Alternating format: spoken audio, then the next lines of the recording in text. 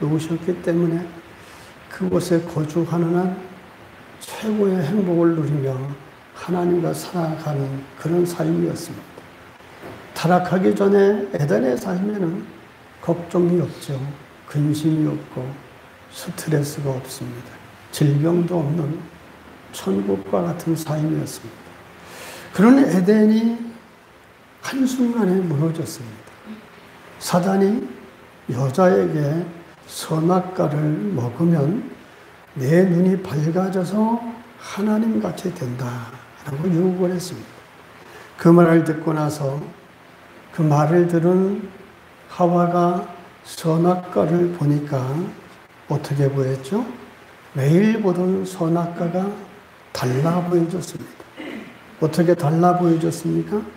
지혜롭게 할만하게도 보이고 먹음직스럽게도 보이고 탐스럽기도 하고 하와에게 그렇게 보여진 겁니다.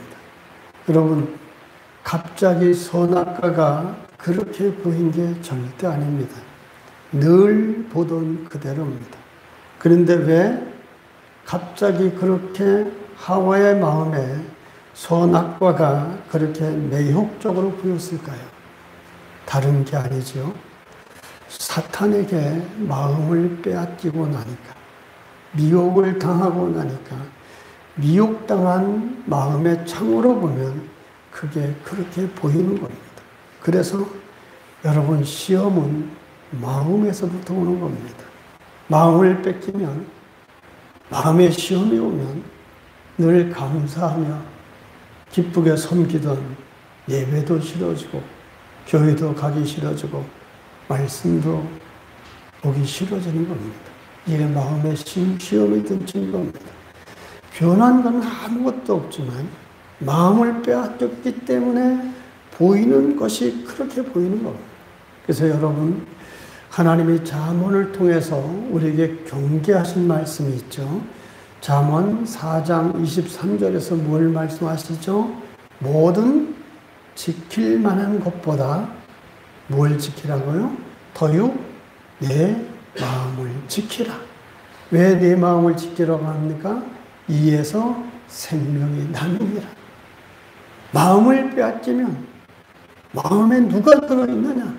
그거에 따라서 인생이 달라집니다. 여러분, 내 마음의 중심에 주님이 나의 주인이 되시면 내 삶은 주님이 바라는 삶이 됩니다. 그러나 세상의 욕심과 교만과 사단적인 것이 내 마음을 뺏으면 그 삶은 주님이 바라는 삶과 전혀 다른 열매를 맺는 겁니다. 이렇게 해서 마음을 빼앗긴 하와가 선악과를 따 먹었습니다. 먹고 나서 여러분, 결과를 보십시오. 사탄이 말한 대로 정말 하와가 하나님같이 됐습니까? 하나님같이 되지 못했습니다. 하나님같이 선과 악을 알게 되었느냐 따져보면 선악을 아는 것이 아니라 오히려 뭘 더 알게 됐습니까? 악만 더 알게 됐습니다. 진리에 대해서 더욱 알지 못하는, 죄가 침범하면 진리는 점점 모르게 되어 있습니다. 빛과 어둠이 공존할 수 없습니다. 어둠이 있으면 여러분, 빛은 멀어지게 되어 있지 않습니까? 빛이 들어오면 어둠은 도망가게 되어 있습니다. 이처럼 선악을 아는 것에 하나님같이 된 것이 아니라 오히려 더 악만 아는 존재가 되고 말았습니다. 선악과를 먹고 나서 또 하나 깨달은 게 뭡니까? 자신들이 벗고 있었다는 사실을 깨닫게 된 겁니다. 그래서 무화과 나무 풀로 치마를 해 입었습니다. 그날 치마로 이렇게 몸을 가리고 숨어 있을 때 바람결에 에덴 동산을 거니시는 여호와 하나님의 소리를 듣게 됩니다. 하나님의 거니시는 소리를 들을 때 두려워서 이 사람들이 나무에 숨었습니다.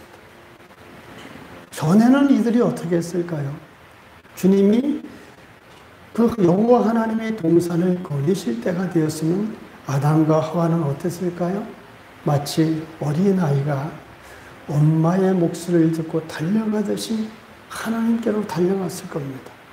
얼마나 반갑고 얼마나 감사하고 얼마나 하나님 곁에 있고 싶습니까? 엄마 옆에 어린아이가 얼마나 그 품에 안고 싶어 합니까? 그런 자세였을 겁니다. 근데 이날은 어떻습니까? 다른 거 아무것도 하나님은 변한 게 없습니다. 그런데 이날은 하나님의 소리를 듣자마자 두려워서 오히려 나무로 숨었습니다. 왜 하나님을 두려워서 숨은 이유가 뭘까요? 그것은 다른 게 아니라 뭐 때문이죠? 죄 때문이죠.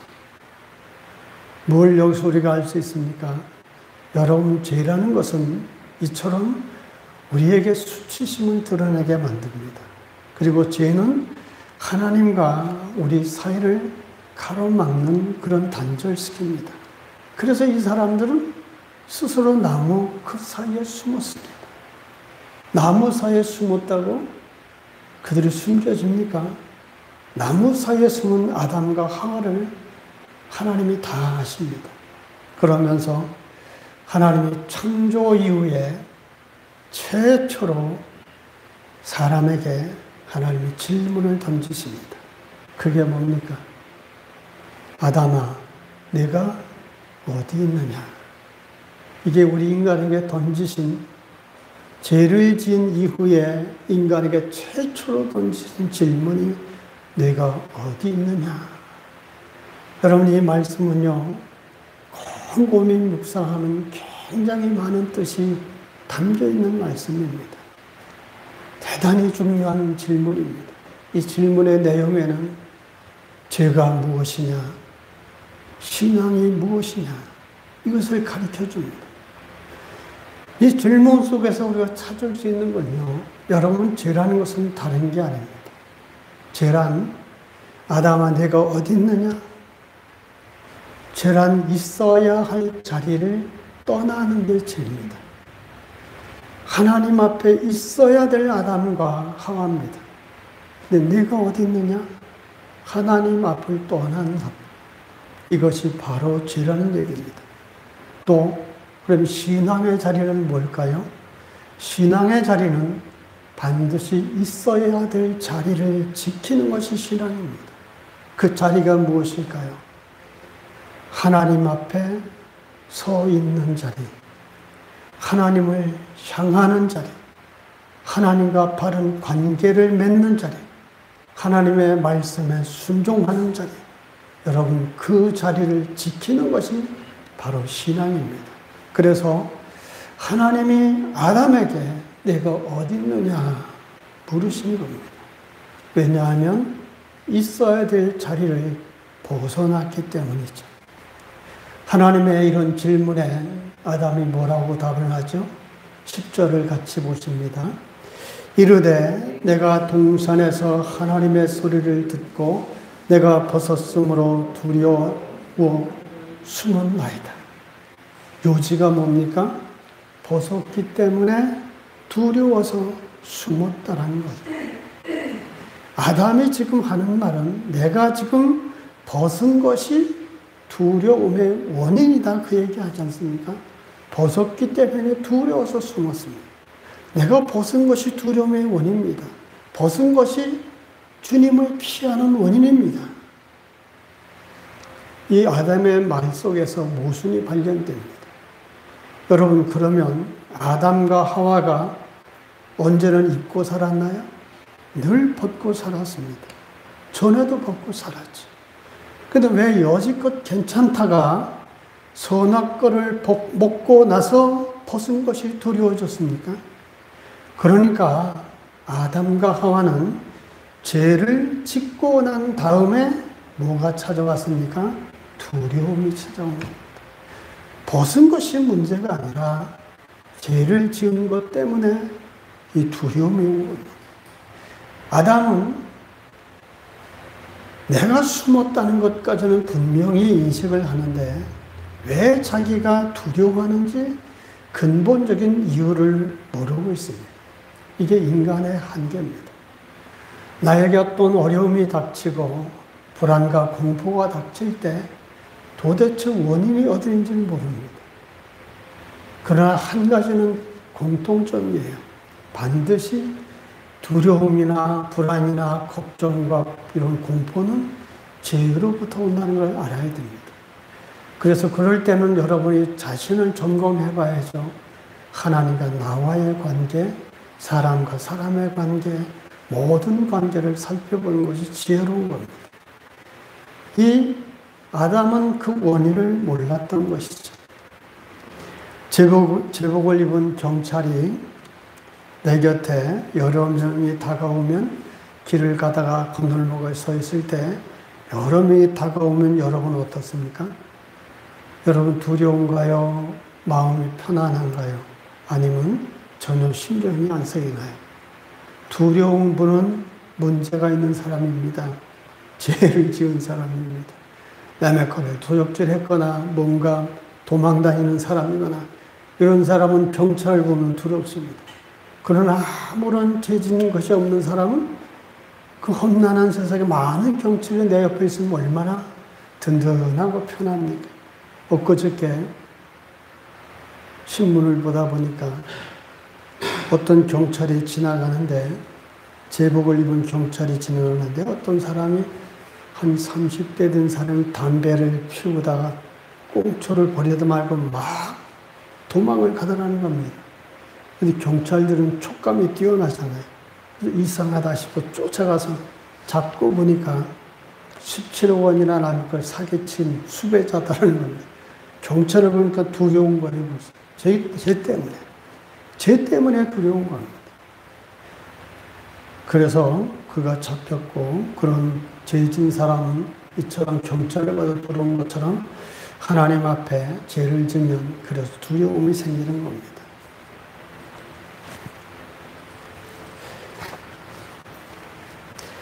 이런 자기가 벗은 것 때문에 두려워서 숨었다라고 말하는 이 본질을 모르는 그 아담에게 하나님이 11절에 이렇게 질문을 하십니다. 11절을 같이 봅시다. 이르시되 누가 너의 벗었음을 내게 알렸느냐? 내가 내게 먹지 말라 명한 그 나무 열매를 내가 먹었느냐? 왜 두려운지조차 모르고 불안에 떨고 있는 아담에게 하나님이 뭘 말씀하시죠? 내가 두려워하는 것은 내가 벗은 것 때문이 아니라 내가 먹지 말라 한 선악 과를 따먹은 것 때문이다. 말씀으로 바로 지적하시고 가르쳐 주시지 않습니까?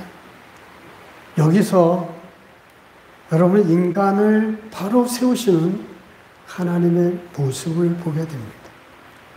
자기가 무엇을 잘못했는지 모르고 불안해하고 초조하고 두려워 떨고 있는 인간에게 하나님은 말씀으로 그 잘못을 지적해 주십니다.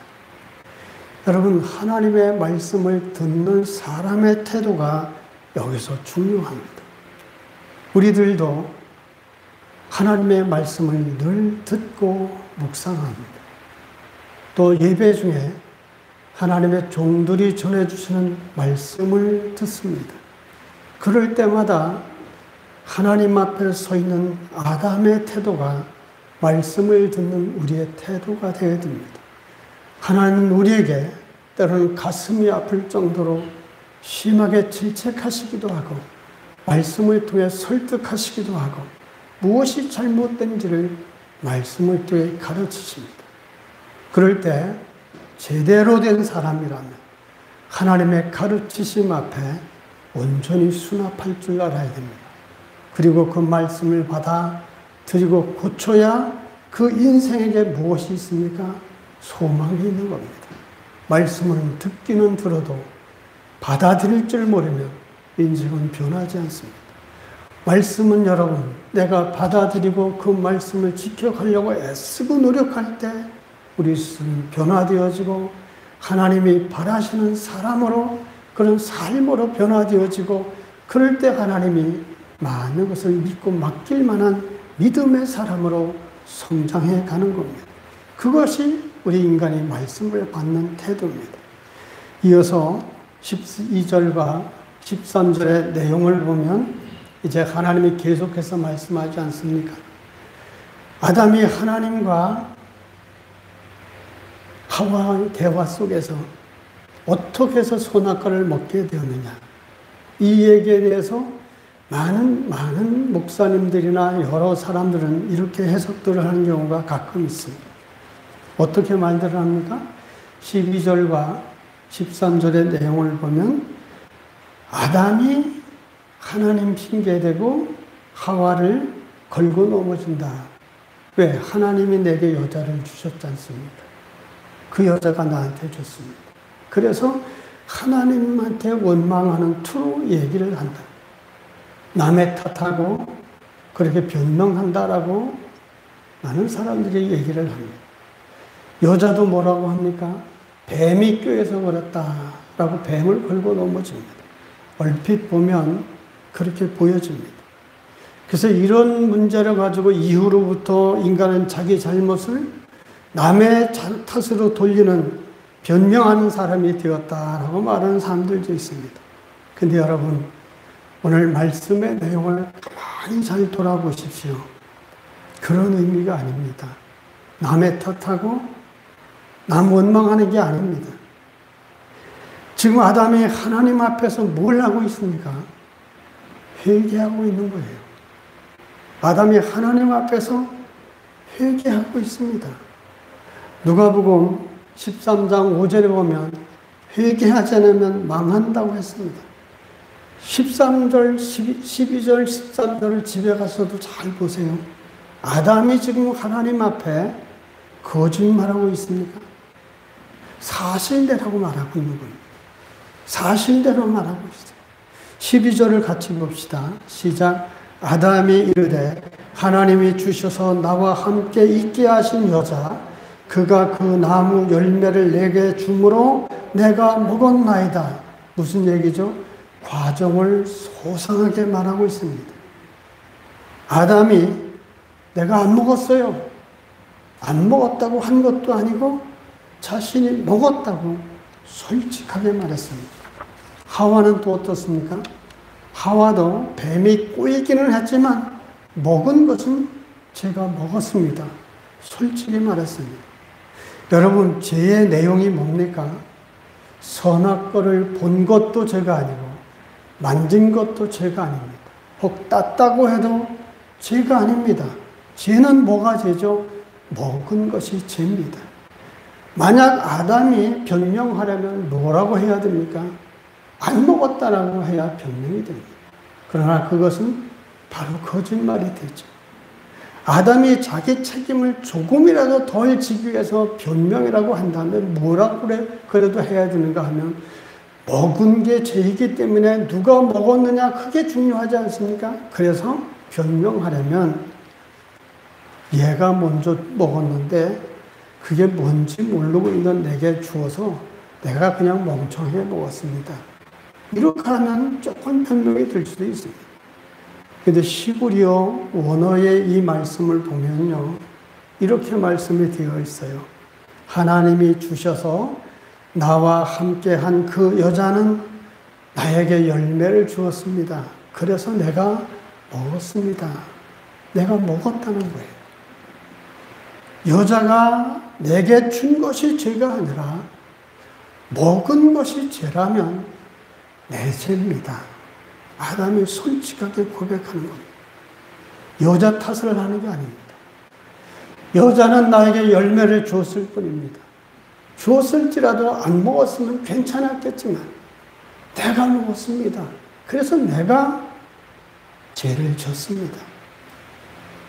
내가 하나님 말씀을 지켰어야 했는데 내가 지키지 못했습니다. 내가 어긴 겁니다. 이 얘기를 아담이 하는 거예요. 여러분, 이게 어떻게 변명이고 이게 어떻게 남의 탓하는 겁니까? 하나님 앞에 통회하는 겁니다. 13절의 하와도 마찬가지 아닙니까? 뱀이 유혹했습니다. 그래도 먹지 말아야 되는데 내가 먹어서 내가 죄인입니다. 내가 그래서 내 죄입니다. 이 얘기를 하는 겁니다. 남편을 빼고 말하고 있지 않습니다. 남편을 걸고 넘어가고 있지 않습니다. 자기 잘못을 얘기하는 것이죠. 두 사람이 절대로 이런 말 하지 않았습니다. 우리가 먹었다라고 하지 않고 내가 먹었다고, 내가 잘못했다고 그런 고백을 하고 있습니다.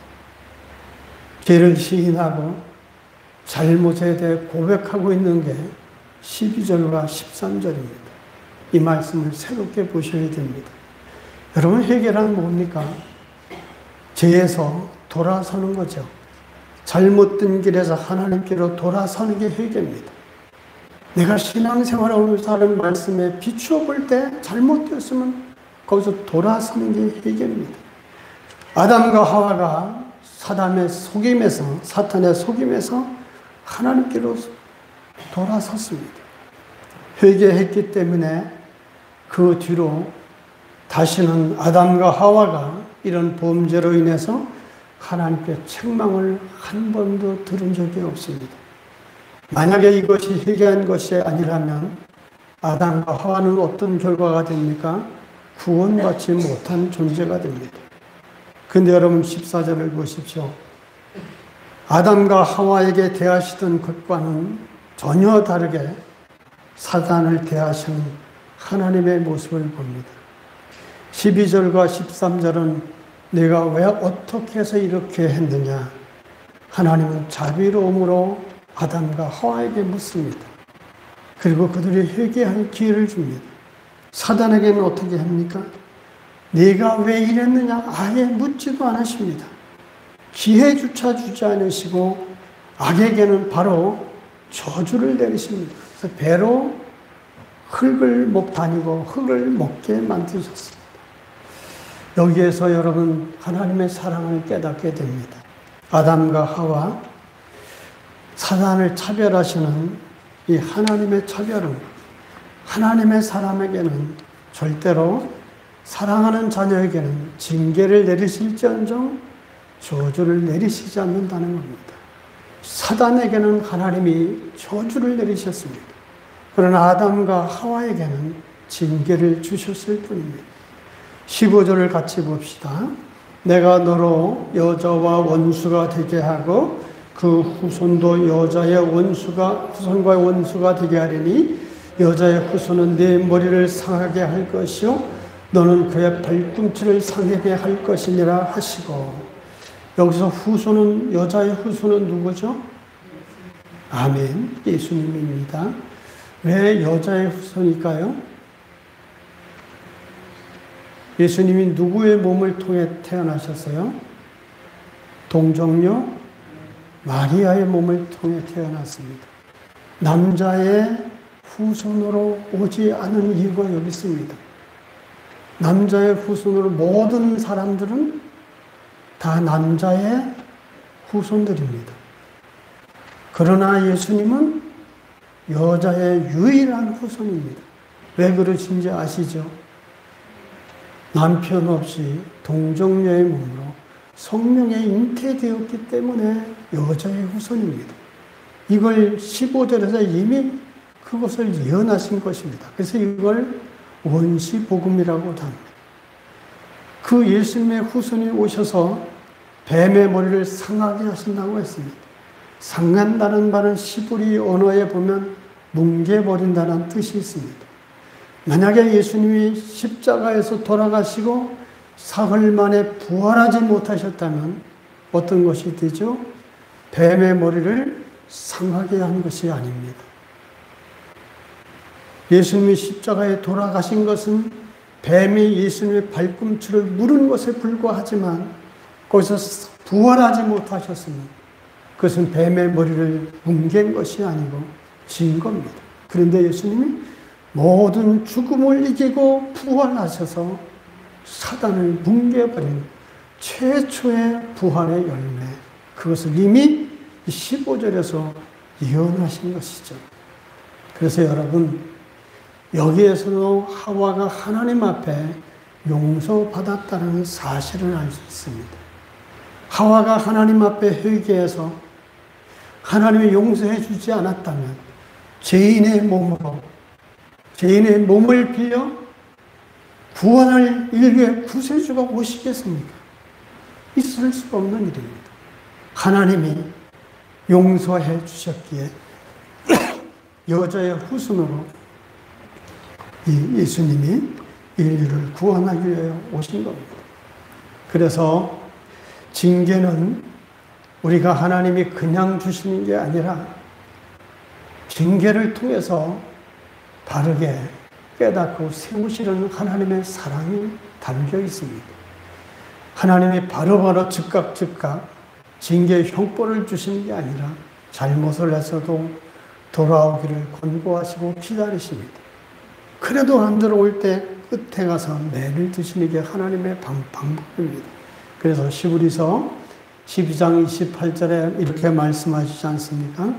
징계는 다 받는 것이거늘 너에게 없으면 사생자여 친아들이 아니니라. 즉 잘못을 고쳐서 내 친자식이기 때문에 바른 삶을 살아가고 복 있는 인생을 만드시려는 하나님의 사랑이 담겨 있습니다. 이렇게 하나님 앞에 범죄한 아담과 화에게 하나님이 징계를 뭐를 주십니까? 아담에게는 땀을 흘려야 먹고 사는 그런 징계를 주셨고, 여자에게는 잉태와 해산하는 고통을 주셨습니다. 그런데 이 해산하는 고통, 이것은 정말 여인에게는 분명한 고통입니다. 해산할 때 사람의 몸뼈가 다 뒤틀린다고 합니다. 해산하고 나서 몸 관리를 잘못하면 그래서 여인들이 평생 고질병을 앓는다고 합니다. 그만큼 아이를 낳는다라고 하는 것은 굉장한 고통입니다. 제가 첫 아이를 낳을 때 병실에 가봤더니 막 거기 병실에 아이를 낳으려고 하는 분들이 막 욕들을 합니다. 남편을 이름을 막 불러대면서 얼마나 고통스러운지 욕을 막 해요. 얼마나 고통스럽겠습니까? 그런데 여러분, 분명 아이를 낳는 것은 고통이지만 한번 잘 생각해 보십시오. 여자가 평생을 살아가면서 가장 보람될 때가 여러분 언제일까요? 생명을 잉태할 때 아니겠습니까? 그것이 하나님의 징계가 사랑이라는 것을 알아야 됩니다. 분명히 고통이지만 내 몸을 통해서 하나님의 생명이 잉태된 기쁨은 말로 다 할 수가 없지 않습니까? 또 생명의 귀한 가치를 알게 되지 않습니까? 그래서 10달 동안 뱃속에서 자라난 아이를 위해서 얼마나 그 임신부들이 애를 씁니까? 좋은 거 보려 하고, 좋은 얘기 들으려 하고, 좋은 생각하려 하고, 나쁜 자리 가려 하지 않고, 아이를 위해서 삽니다. 그 생명을 얼마나 소중히 여기기 때문입니다. 누가 정말 아이를 자기 뱃속에 10달 동안 넣어서 기르면서 그 지겨워하는 사람이 있습니까? 없지 않습니까? 날마다 불러오는 배를 쓰다듬으면서 아이에 대한 기대와 소망이 넘쳐나는 게 이 어머니의 마음입니다. 그렇게 10명을 낳았어도 다 소중하고 사랑스럽고 매우 귀중한 존재입니다. 또 수고하고 자식을 낳을 것이라고 말씀하셨는데 이것은 자식을 낳을 뿐만 아니라 기르는 양육까지를 다 말합니다. 엄마가 어린아이의 자식을 가슴에 안고 젖을 먹이는 것은 얼마나 그 사랑스러운 모습이고 유명한 화가의 모습에도 엄마의 그 애틋한 사랑이 잘 나타납니다. 내 자식에게 내 젖을 먹이는 것은 엄마로서의 생명을 주는 겁니다. 그러면서 그 자식이 점점 자라나서 성인이 되어가는 것을 볼 때 엄마로서 그 보람된 것이 얼마나 큽니까? 이것은 그래서 해산하는 고통도 있지만 그 고통을 통해 하나님이 그 자식을 낳는 기르는 보람, 이것을 주시는 그 이면에 감춘 하나님의 사랑인 겁니다. 그리고 남자가 여자를 다스린다는 것, 이거 얼핏 말하면 지배하고 남자가 억압하는 것으로 볼 수 있습니다. 그게 아닙니다, 여러분. 내조한다는 뜻이에요. 내조한다는 거. 대통령도 내조합니다. 누가 내조합니까? 여자가 다스립니다. 그래서 우리나라 대통령이 너무 여자 말을 듣다가 잘못되지 않았습니까? 여자가 대통령을 내조하는 겁니다. 세계를 여자가 아래서 지배하는 거죠.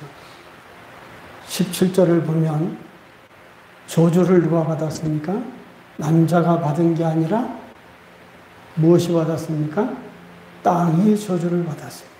남자가 받은 게 아닙니다. 죽을 때까지 땀 흘려 일하면서 뭘 하라는 거예요? 남자는 가족을 부양하라는 징계를 주셨습니다. 평생 가족들 때문에, 이 자식들 때문에 별 치사 소리를 들어도 직장을 버리지 못하고 출퇴근하는 남자들의 심정이 고스란히 드러날 수 있습니다. 얼마나 힘듭니까? 그러나 한옆에 생각해 보십시오. 내가 이 수고로, 내가 이 애씀으로 내 사랑하는 가족들이 행복하게 살 수 있고 내 아들과 딸들이 마음껏 꿈을 키워갈 수 있다면 내가 하는 일이 얼마나 보람스럽고 행복합니까? 결국 무슨 얘기입니까? 해산하는 고통이나 일하는 수고나 이 징계는 결국 하나님이 우리에게 주신 사랑의 복임을 알아야 됩니다. 결국 하나님의 징계에는 이면에 이런 감추어진 하나님의 사랑이 있음을 발견해야 됩니다. 그리고 하나님은 사람에게 말씀하셨습니다. 너는 흙이니 흙으로 돌아갈지라. 하나님이 사람을 어떻게 만드셨죠? 흙으로 만드셨습니다. 여기서 흙이란 육체만 말하는 거예요. 육체만 죽는다는 것을 말합니다. 즉 흙으로 만드시고 생명이 되었다고 하지 않았습니까? 흙으로 돌아가라. 그에겐 흙으로 된 육체만 죽는 것이고 생명, 이 영은 살아있다. 그래서 하나님께로 돌아가는 것을 말합니다. 이 육체의 끝이 있게 만드신 것, 여기도 하나님의 깊은 사랑이 있음을 여러분 아셔야 돼요. 하나님이 생명나무를 감추셨다고 했지 않습니까? 선악과를 따먹고 선악을 아는 사람이 되었는데 이 사람들이 생명나무 열매까지 따먹으면 어떻게 됩니까? 육체가 죽지 않고 영원히 고통 속에 살 수밖에 없어요. 그걸 아신 하나님이 생명나무를 감추신 거예요. 그래서 인생은 육체로 태어나 살다가 때가 되면 우리 육체는 모두 흙으로 돌아가고 영은 하나님께로 가는 겁니다. 그리고 주님 부활하실 때 다시 영과 우리 육체가 부활해서 하나 되어 영원한 천국으로 가게 되어 있는 것이 말씀대로 신약의 역사입니다. 그러므로 하나님이 이 에덴 동산에서 생명나무 열매를 감추시고 에덴 동산에서 우리 인생을 에덴 밖으로 보내신 것도 하나님의 또한 은혜임을 알아야 됩니다. 성도 여러분, 오늘 여러 말씀을 나누었지만 우리가 기억해야 될 것이 몇 가지 있습니다. 하나님 오늘 말씀을 통해서 우리가 꼭 기억해야 될 것, 신앙이 무엇이고 죄가 무엇인지를 반드시 알아야 됩니다. 아담아, 내가 어디 있느냐? 이걸 기억하십시오. 죄는 하나님 앞에서 벗어나는 겁니다. 죄는 있어야 될 자리에서 벗어나는 것이고 신앙은 있어야 할 자리를 지켜야 하는 자리입니다. 내가 감당해야 될 자리, 내가 예배해야 될 자리, 내가 섬겨야 될 자리, 내가 순종해야 될 자리, 내가 말씀을 들어야 될 자리, 그 자리를 지키는 것이 바로 내가 어디 있는 존재이지 않은 바른 신앙인이 됩니다. 또한 하나님의 말씀을 들을 때 하나님 앞에서 말씀으로 교훈하시는 그 말씀을 듣는 아담처럼 내 잘못을 되돌아보고 수납해서 말씀대로 고쳐갈 줄 알아야 됩니다.